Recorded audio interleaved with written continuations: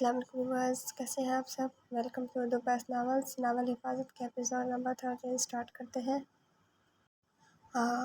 ایک دم کھٹاک سے فون بند دیکھ کے سامی چونکی تھی۔ سامی نے اسے کتنی سنائی تھی، حیام تم۔ اسے شدید غصہ حیام پہ بھی آیا تھا۔ شرم بھی نہیں آتی، کتنا بے شرم ہے وہ۔ غصہ بھی تھی، کچکچا کے بولی تھی۔ تب اسے یاد آیا کہ دارم نے بھی اسے نمبر دیا تھا۔ موبائل کو دوبارہ کھول کے اس نے کانٹیکٹ لسٹ میں سے نمبر سرچ کیا۔ مجھے نہیں معلوم تھا کہ تم جیسے لوگ بھی اپنا پرامس سے پیچھے ہٹ جاتے ہیں۔ ایک دن نہیں، تم نے 2 دن مجھے انتظار کروایا ہے۔ جلدی سے جو سمجھ آیا اس نے ٹائپ کر کے واٹس ایپ کیا تھا۔ ٹائم دیکھ کے موبائل رکھ چکی تھی۔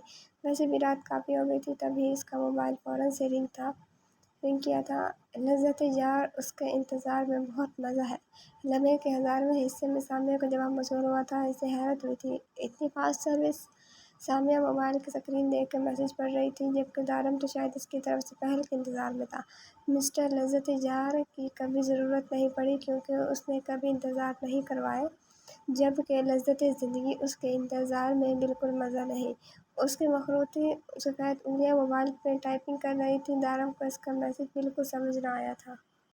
تمہارا یار اور زندگی الگ ہے۔ دارم لیٹے سے اٹھ بیٹھا۔ زیادہ ڈیپ نہ جاؤ۔ تم نے مجھ سے جھوٹ کہا کہ کال کرواؤں گا۔ منہ بنا کے وہ لکھنے میں مگن تھی۔ اس کی ایٹیٹیوڈ طبیعت عروج پہ تھی۔ کیا زیادہ ڈیپ نہ جاؤ تمہارا تکیہ کلام ہے؟ وہ چڑا تھا۔ مجھے بات کا جواب دو، فضول نہیں لٹکاؤ۔ سامیہ ضامن کا غصہ شاید اس پر نکالنا چاہتی تھی۔ کیا تم پاگل ہو؟ تم کوئی لٹکانے والی چیز ہو کہ تم پہ لٹکا جائے گا؟ دارم نے جیسے مذاق سے اڑایا تھا۔ How dare you! سامیہ کا چہرہ ذلت سے سرخ ہوا تھا۔ پہلے ضامن، اب یہ۔ تمہیں سخت نیند کی ضرورت ہے، سو جائیں آپ، شب بخیر۔ آخری جملہ لکھ کے دارم نے فون بند کیا۔ تب وہ پیچھے رہا تھا، جبکہ سامیہ کا دل کیا تھا کہ موبائل ہی اٹھا کے پھینک دے۔ دارم کا میسج پڑھنے کے بعد اس نے فوراً بلاک کے آپشن میں جا کے اسے پہلی فرصت میں بلاک کیا تھا، جبکہ ضامن کا نمبر بھی اس نے بلیک لسٹ میں ڈال دیا تھا۔ نہیں مر رہی میں، بالوں کو سمیٹ کے من بنا کے وہ بیڈ سے اٹھ گئی تھی۔ کھٹ پٹ کی آواز سے اس کی آنکھ کھلی تھی۔ آنکھیں کھولنے کے بعد اس نے اپنے گرد دیکھا تھا، جہاں ضامن اسی حالت میں گود میں لیپ ٹاپ لے کر بیٹھا کام کر رہا تھا، جبکہ وہ اس کے برابر میں ہی اس کے پاس پڑے تکیے پہ سوئی ہوئی تھی۔ اس کے ساتھ جاگتے جاگتے کب وہ سوئی اسے معلوم نہ ہوا تھا۔ گھڑی میں نگاہ ڈالنے کے بعد دیکھا تو 7 بج رہی تھی۔ کیا یہ اب تک جاگ رہی ہے؟ اس نے آہستہ سے کروٹ لے کر سوچا تھا اور دوبارہ آنکھیں بند کی تھیں۔ کام اتنا تھا، سو ہی نہیں سکا۔ اسے اپنے قریب سے آواز سنائی دی تھی۔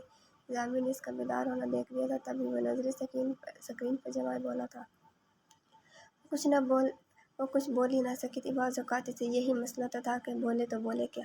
ضامن کی ہر بات کا جواب دینا اسے سخت محال لگتا تھا۔ اب نیند پوری ہو گئی ہے تو میرے لیے ناشتہ تیار کروا دو۔ جب وہ کچھ نہ بولی تھی تو وہ دوبارہ بولا۔ اس کے کہنے کی دیر تھی کہ وہ کمبل اٹھا کے اٹھ بیٹھی اور بیڈ سے اتر کر سلیپر پہنے تھے۔ 5 منٹ بعد وہ فریش ہو کر آئی تھی اور پہلی دفعہ خود سے کمرے سے باہر نکلی تھی، ورنہ ضامن ہی سے باہر لے جاتا تھا۔ زیادہ وقت وہ کمرے میں ہی گزارتی تھی۔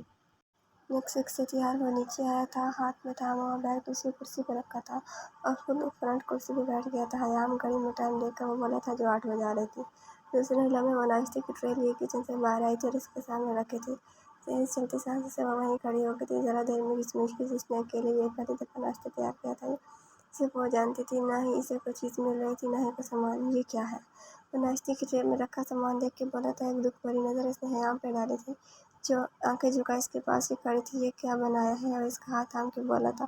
اس کے ہاتھ کی نرمی ضامن محسوس کر سکا تھا کہ وہ کتنی نروس ہے۔ انڈے کا آملیٹ اور بریڈ دیکھ کے اسے اچھا نہ لگا تھا، چونکہ وہ بھاری غذا سے بھرپور ناشتہ کرنے کا عادی تھا۔ کیا حیام؟ وہ مشکل بولی تھی۔ میں نے کہا تھا ناشتہ تیار کرواؤ، تمہیں نہیں کہا تھا کہ تم بناؤ؟ تم کیوں میرے لیے اتنا خوار ہوئی؟ تمہیں ڈاکٹر نے منع بھی کیا ہے۔ اور سوری، شاید یہ میری ہی غلطی ہے کہ جلدی میں تمہیں ناشتے کا بول دیا اور تم نے اتنی محنت کی۔ وہ کرسی سے کھڑا ہو کر اس کے مقابل آ گیا تھا اور ایک ہاتھ سے اس کی توڑی پکڑ کے اس کا گلاب کے مانند چہرہ اوپر کیا تھا۔ سوری، چہرے کے قریب کر کے وہ مدھم آواز میں بولا تھا کہ صرف ذرا سا ہی فاصلے ان کے درمیان بھی رہ گیا تھا۔ ٹھیک ہوں میں؟ وہ ذرا سا پیچھے ہوئی تھی اور رخ موڑ کے بولی تھی۔ مجھے تو ٹھیک نہیں لگتی۔ ایک قدم مزید اس کی طرف بڑھا کے پیچھے سے اس کے کسار باندھ کے چہرہ اس کے دائیں کندھے پہ ٹکا کے بولا تھا، جبکہ دوسرے ہاتھ سے اس نے حیام کے بال پکڑے ہوئے تھے۔ وہ اس کی پیش قدمی دیکھ کے بوکھلائی تھی۔ اس کے احسار میں وہ ہمیشہ کی طرح خود کو قید ہوا محسوس کر رہی تھی۔ آپ کیوں کرتے ہیں ایسا؟ وہ ضبط کرتی سرخ چہرہ لیے بولی تھی۔ اسی سے اس کے چہرے کے خوبصورت نقوش بگڑ گئے تھے۔ کیسا وہ انجان بنا تھا، نہ جانے کیوں اسے بالکل خیال بھی نہیں آیا تھا کہ وہ روم میں نہیں بلکہ ڈائننگ روم میں ہے۔ آپ کیوں یہ سب کر رہے ہیں؟ اتنے دنوں سے دل میں پالا ہوا سوال وہ منہ پہ لائی تھی۔ ضامن نے اب تک اسے آزاد نہ کیا تھا بلکہ دوسرا ہاتھ بھی اس کے بالوں سے ہٹا کے اس کے پیٹ پہ رکھ دیا تھا۔ سختی کی بجائے اس کی گرفت میں نرمی تھی۔ تبھی وہ صبر کرتی کھڑی تھی۔ کیا سب کر رہا ہوں؟ میں تو کچھ نہیں کر رہا۔ وہ ایک بار پھر انجان سا بن گیا تھا۔ آپ کیوں ناسمجھ بن رہے ہیں؟ اب وہ اس کے ہاتھ ہٹانے کی پوری کوشش کر کے اس سے الگ ہوئی تھی۔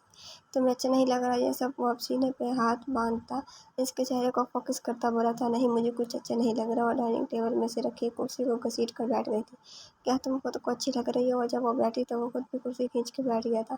نہیں صاحب، جواب اس نے دیا تھا۔ اچھا، رات میں بات کریں گے، اس ٹاپک پہ انتظار کرنا۔ میرا منائی سے شروع کر چکا تھا اور مزید بات بھی ختم کر چکا تھا۔ مجھے لگتا ہے تجھے لاہور واپس جانا چاہیے، وہاں جا کر ہی کچھ کلو مل سکتا ہے۔ وہ دونوں اس وقت آفس میں موجود تھے۔ کیس کو ڈسکس کرنے دارم کو اس نے آفس بلایا تھا۔ جو چاہتا ہوں وہ ہو نہیں رہا، جس کے لیے یہ سب کچھ کیا تھا، اتنا بڑا قدم اٹھایا تھا، اس کا کچھ فائدہ نہیں ہو رہا۔ فائل کو بند کر کے ضامن سوچتے ہوئے عام سے انداز میں بولا تھا۔ اس کے چہرے پہ رات بھر جاگنے کی تھکان بے حد تھی۔ کیا کہنا چاہتے ہیں تم؟ دارم کو اچنبھا ہوا تھا۔ میں نے حیام سے شادی یوں ہی نہیں کی تھی یار، اس کے پیچھے بھی وجہ تھی۔ وہ کرسی کی کچھ سے ٹیک لگاتا آنکھیں موند کے بولا تھا۔ کیا کہہ رہی ہو تم ضام؟ کیا وجہ تھی؟ دارم کو کچھ گڑبڑ کا احساس ہوا تھا یا وہ کچھ اس قدر غلط ہونے کا پہلے ہی تصور کر رہا تھا۔ لیکن میں چاہتا ہوں حیام کے ذریعے اس تک پہنچ جاؤں، لیکن اب یہ بہت مشکل لگ رہا ہے اس سے۔ وہ جانا بھی چاہوں تو مجھے کھانے کو دوڑتی ہے۔ وہ اپنی ٹون میں آنکھیں بند کیے حیام کے ردعمل کو سوچتا ہوا بولا تھا۔ ایک زخمی مسکراہٹ اس کے چہرے پہ بکھری تھی۔ کیا بک رہے ہو تم؟ مجھے کچھ سمجھ نہیں آ رہا۔ دارم کے سر سے گزری تھی اس کی اتنی وضاحت۔ یہ بندہ یاد ہے؟ تم نے یہ حیام کی بارات میں اس کو دیکھا تو ہوگا صحیح طرح۔ لمحے کے اندر ضامن نے اپنے لیپ ٹاپ کا رخ اپنی طرف کر کے سیکرٹ فولڈر کھول کے کوئی فائل اوپن کر کے دوبارہ لیپ ٹاپ کا رخ اس کی طرف کیا تھا۔ یہ کام اتنے سیکنڈز میں کیا تھا؟ یہ تو یار، یہ تو شاید وہی ہے۔ دارم نے لیپ ٹاپ کی اسکرین پہ کھلی تصویر کو غور غور سے دیکھا تھا۔ اسے لگا تھا کہ یہ شخص اس نے کہیں دیکھا ہے۔ یہ وہی ہی یار حیام کی بارات میں تھا۔ یہ تو وہی ہے نا؟ زوم کر کے اس نے اچھی طرح چیک کیا تھا۔ لیکن اس کا کیا کام یہاں؟ لیپ ٹاپ سے نظریں ہٹا کر اس نے اب ضامن کو دیکھا تھا جو فائل کھول رہا تھا۔ اوکے، یہ کون ہے؟ اس کو پہچانو۔ دوسری فائل اس نے دارم کو دکھائی تھی جس میں بھی تصویر تھی۔ کمپیئر کرنا اچھی طرح، ضامن کہنا نہیں بول رہا تھا۔ جبکہ دارم دونوں فائلز میں کھلی تصویروں کو اچھی طرح کمپیئر کرنے لگا تھا اور جیسے جیسے اس نے ایک ایک چیز کو اچھی طرح فوکس کر کے دیکھا تھا تو اس کی آنکھیں کھلی رہ گئی تھی۔ اوہ مائی گاڈ! سر کے بالوں میں ہاتھ پھیرتا لمبی سانس لیتا بولا تھا۔ اتنی شبیہ! وہ حیران تھا۔ ابے یار، یہ شبیہ نہیں ہے، یہ سیم ٹو سیم وہی ہے۔ کوئی دوسرا پیس تھوڑی ہے، ایک ہی شخص ہے یہ۔ بٹ ہر موقع کے لحاظ سے سب چینجنگ ہے۔ اب ظاہر سی بات ہے لڑکی کو امپریس کرنے کے لیے ایک گنڈا بھی تو تہذیب تمیز دار بزنس مین، یہاں تک کہ ڈاکٹر بھی بن سکتا ہے۔ ضامن استہزائی ہنسا تھا۔ اوہ، اب میں سمجھ رہا ہوں تیری بات ضامن، اب اس کو سائڈ کر دو۔ تمہیں نہیں لگتا تم اس لڑکی کو یوز کر رہے ہو جس کو تم بیوی بنا کے لائے ہو؟ دارم کو سچ میں دکھ ہوا تھا۔ وہ ایک ہمدرد کرنے والا انسان تھا۔ کیوں اس کو سائڈ کرو؟ تمہیں نہیں معلوم یہ کس قدر گھٹیا کام کر رہا ہے؟ نہ جانے کتنی سپلائی کر چکا ہے یہ لڑکی کو، نہ جانے کس کس چیز کی۔ ضامن کو صرف اپنے کام سے مطلب تھا۔ تم کس قدر مطلب پرست ہو انکل کو میں ابھی بتاؤں گا، یہ رکو ذرا۔ وہ اپنے موبائل کا لاک کھول کے غصے سے بولا تھا۔ یہ کیا کر رہے ہو تم؟ باپ کا نام سن کے ضامن ایک سیکنڈ میں کرسی سے اٹھا تھا اور اس کی طرف بڑھا تھا تاکہ فون جھپٹ سکے۔ اس لڑکے سے کیا تعلق ہے؟ تم کیا پوچھو گے حیام سے اور کیا بتائے گی وہ تمہیں؟ وہ موبائل واپس رکھ کے بولا تھا۔ محض اسے دھمکی دے رہا تھا۔ تم ڈیڈ کو کال نہیں کرو گے؟ اگر تم میرے پارٹنر ہو اور تمہیں سب بتاتا ہوں تو اس کا مطلب ہرگز یہ نہیں کہ تم مجھے موم ڈیڈ کی دھمکی دو۔ اب غصے میں آنے کی ذمہ داری ضامن کی تھی۔ وہ دارم کے اوپر پچھڑ گیا تھا۔ تمہیں ذرا سا بھی احساس نہیں ہے کہ تم کتنے غلط ہو؟ دارم افسوس سے بھرا تھا۔ میں غلط نہیں ہوں، اسے تحفظ کی ضرورت تھی اور میں نے بس اسے تحفظ دیا، اس کے علاوہ کیا دوں گا؟ وہ ہم سے لہجے میں بولا تھا۔ خود کے عمل کو اتنا سوچو گے تو یقیناً تم غلط بھی کرو گے تو تم خود کو صحیح لگو گے۔ تم نے اسے تحفظ نہیں دیا، بس اپنا مطلب پورا کر کے نکال پائے پھینکا۔ شرم سے ڈوب کے مر جانا چاہیے۔ وہ چلایا تھا۔ میں اپنے وعدے سے پیچھے نہیں ہٹتا ہوں دارم، میں کیوں نکالوں گا؟ اسے الجھن ہوئی تھی۔ ابھی بس تم آگے دیکھو ہوتا ہے کیا۔ تمہارے انتظار میں کافی لوگ بیٹھے ہیں، بس تم اسلام آباد جاؤ تو جاؤ ایک دفعہ۔ تم خود اسے چھوڑ دو کہ کافی جذباتی ہو نا اپنے عزیز لوگ کے لیے۔ ایک تنزیہ مسکراہٹ اس نے ضامن کی طرف اچھالی تھی۔ کرسی سے اٹھ گیا تھا۔ کرسی کے پشت سے اس نے جیکٹ لی تھی۔ دارم تم غلط سمجھ رہے ہو مجھے۔ وہ اسکوٹ تو دیکھ کے خود بھی اٹھا تھا۔ حیام کو بھی اپنا یہ راز بتا دینا تاکہ وہ بیچاری پہلے سے ہی اس سچویشن کے لیے ریڈی ہو جائے۔ Good luck for your beautiful upcoming mission. وہ اس کی بات کو نظر انداز کرتا وہاں سے نکل گیا تھا جبکہ ضامن اسے روک بھی نہ سکا تھا۔ یہ کتنا غلط سمجھ رہا ہے مجھے؟ وہ دوبارہ بیٹھ کے اس کی اور اپنے درمیان کی گئی ساری باتوں کو سوچنے لگا تھا۔ تم کیوں بھاگ رہے ہو مجھ سے برہان؟ تم اس طرح بالکل اچھے نہیں لگتے ہو۔ بڑی آزادی اور ہمت سے اس کے بیڈ روم کا دروازہ کھول کے اندر گئی تھی۔ ایک تو مجھے سمجھ نہیں آتا، لیکن ماریا کیوں پیچھے بڑھ گئی ہے؟ میری کس کی اجازت تم میرے بیڈ روم میں قدم رکھتی ہو؟ آفس سے آ کر بیڈ پہ لیٹنے کے انداز میں بیٹھ چائے پینے میں وقت تھا۔ جب وہ آرام سے دروازہ کھول کے اندر آئی تھی، وہ ڈائریکٹ میرے سے ادھر آ گئی تھی۔ اب تو یہ بیڈ روم میرا ہی ہونے والا ہے، پھر میں تمہیں کبھی یہاں سے بھاگنے نہیں دوں گی۔ یہاں تک کہ اس بیڈ روم سے باہر جانے کے لیے بھی تمہیں میری اجازت درکار ہوگی۔ وہ مزے سے بے باک گفتگو کر رہی تھی۔ برہان سچ ہوتا ہے تو وہ مزید کرتی تھی۔ مائی فٹ! اس کی اتنی بے باک باتیں سن کے وہ تپ گیا تھا۔ اس کا چہرہ غصے کی شدت سے سرخ ہوا تھا۔ چائے کا مگ اس نے پوری قوت سے زمین پہ پھینکا تاکہ ماریا کی مسکراہٹ سمٹی تھی۔ اتنی حسین خواب کیوں دیکھتی ہو تم؟ وہ اس کا بازو سختی سے پکڑ کے بولا تھا۔ اتنی سختی اس کی گرفت میں تھی کہ ماریا کے بازو میں برہان کی سخت انگلیاں کھپتی ہوئی محسوس ہوئی تھی۔ میں تم سے شادی نہیں کرنا چاہتا کیونکہ میں تم سے محبت نہیں کرتا، وہ لب چبا چبا کے بولا تھا۔ اتنی سختی شاید پہلی دفعہ ماریا نے اس کے رویے میں دیکھی تھی۔ میں تو کرتی ہوں نا محبت تم سے۔ پہلی دفعہ اس کا لہجہ، اس کی زبان لڑکھڑائی تھی۔ اتنی محبت کرتی ہو مجھ سے؟ وہ طنزیہ ہنستا بولا تھا۔ سرخ شرٹ میں، بلیک جینس میں، بنا کسی دوپٹے یا مفلر کے بغیر اپنے برے بالوں کو کھلا چھوڑے وہ اس کے سامنے کھڑی تھی۔ اس کے خوبصورت نقوش بنا کسی میک اپ سے پاک تھے، بس گداز لبوں پہ سرخ ہی میٹ لپسٹک موجود تھی۔ وہ کسی کو بھی زیر کرنے کے لیے کافی تھی۔ خوبصورتی کے سارے ہتھیاروں سے لیس تھی۔ اگر کوئی بھی برہان کی جگہ ہوتا تو ضرور اپنی قسمت پہ خوش ہوتا۔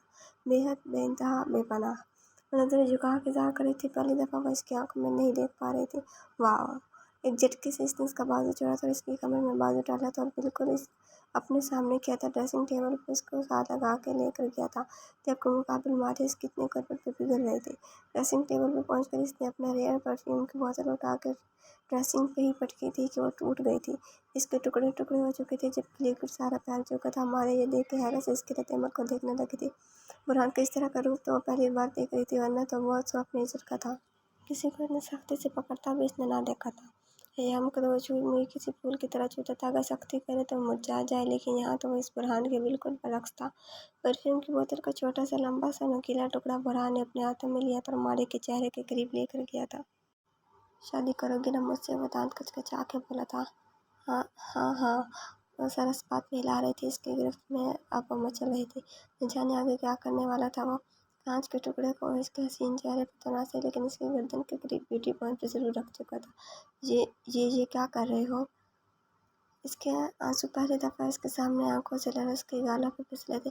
کچھ نہیں، محبت چیک کر رہا ہوں۔ وہی کانچ کا ٹکڑا اس کی نیک پوائنٹ پہ اس نے آہستگی سے پھیرا تھا۔ وہ اس قدر نکلا تھا کہ پہلی دھار میں وہاں سے خون کی لہر نمایاں ہوئی تھی۔ ماریا درد سے، تکلیف اور ضبط سے آنکھیں بند کر کے رونے لگی تھی۔ اب اس کی بھی آواز آنسو سسکی میں بدل رہی تھی جب برہان وہی کانچ کا ٹکڑا اس کی شرٹ کے آستین پر پکڑ کے اس کے گدھا سفید بازو میں پھیر چکا تھا، اور اس وقت وہ کافی زور سے روئی تھی۔ میری محبت میں ایسی تکلیفی درد تو تم سہ سکتی ہو نا؟ وہ اس کی کمر سے ہاتھ اٹھاتا، اس کو بیڈ پہ پھینکتا طنزیہ سے بولا تھا۔ ایک زخمی مسکراہٹ برہان کے لبوں پہ تھی، جبکہ ماریا گھٹ گھٹ کے رو رہی تھی۔ گردن اور بازوؤں پہ کٹ کی تکلیف سے وہ تڑپ گئی تھی، جبکہ برہان ایک نگاہ اس کے روتے لرزتے وجود پہ ڈال کے بیڈ روم جا کے دروازہ لاک کر کے تاکہ موم نہ سکے باتھ روم میں چلا گیا تھا۔ باتھ روم سے فریش ہونے کے بعد وہ دوبارہ بیڈ روم میں آیا تھا۔ ماریا اب تک اسی حالت میں پڑی تھی جس طرح وہ پھینک کے گیا تھا۔ اٹھو میری بہن سے، وہ دشت لہجے میں بولا تھا۔ ماریا پہلی دفعہ اس کے رویے سے سہمی اور ڈری تو فوراً سے بیٹھ سے اٹھی تھی۔ یہ آئندہ اس طرح کے کپڑے زیب پہن کر کے میرے پاس مت آنا، خبردار جو تم دوپٹے کے بغیر واہیات ڈریسنگ میں نظر آئے۔ وہ اس کے ٹائٹ کپڑوں پہ چوٹ کرتا بولا تھا۔ بیڈ کے کارنر پہ بیٹھی چپ کر کے سن رہی تھی۔ گردن پہ پہلے خون پہ وہ ہاتھ پھیر رہی تھی، اس کی ہتھیلی پہ خون کے قطرے لگے تھے۔ اس کو شاید درد محسوس ہو رہا تھا۔ برہان الماری سے نہ جانے کیا ڈھونڈتا واپس آیا تھا۔ اس کے منہ پہ کچھ مارا تھا، منہ پہ کچھ کپڑا محسوس کر کے وہ حیرت کے نظر سے دیکھنے لگی تھی۔ یہ ڈھک کے جاؤ یہاں سے فوراً، فرنیچر اسٹور کی طرف اشارہ کر کے بولا تھا۔ ادھر نہیں، یہ گفٹ لیا تھا اپنی بیوی کے لیے، لیکن اب تم بھی رکھ لو، تمہیں اس طرح کی چیزوں کی سخت ضرورت ہے۔ وہ غصے سے کہتا فرسٹ ایڈ باکس لیتا اس کے پاس ہی بیٹھا تھا۔ 2 منٹ میں اپنا حلیہ درست کرو، اور یہ چائے کے کپ کے ٹکڑے اور پرفیوم کی بوتل کے ٹکڑے، ان سب کو صاف کرتے جانا۔ تمہاری وجہ سے میرا بیڈ روم خراب ہو گیا، بیڈ کی بیڈ شیٹ بھی چینج کرنی پڑے گی۔ وہ اس کو تکلیف دینے کے لیے ایک سے ایک جملہ بول رہا تھا۔ ماریا کو شدید سبکی محسوس ہوئی تھی جبکہ وہ اسٹڈی روم میں چلا گیا تھا۔ وہ کچھ بھی نہ کہہ سکی تھی۔ محبوب تھا، وہ اس کا اتنا تو سہ ہی سکتی تھی۔ جاری ہے۔ تو یہ بس کیسی لگی آپ کو ایپیسوڈ؟ کمنٹ باکس میں ضرور بتائیے گا۔ اگر آپ نے ابھی تک میرا چینل سبسکرائب نہیں کیا تو جلدی سے سبسکرائب کر کے بیل آئکن کے بٹن کو دبا دیں تاکہ نئے آنے والے ناولس کی اپڈیٹ آپ کو ملتی رہے، اور لائک کمنٹ شیئر کرنا نہ بھولیں۔ انشاءاللہ جلد ملاقات ہوگی نئی ایپیسوڈ کے ساتھ۔ اپنا خیال رکھیے گا۔ اللہ حافظ۔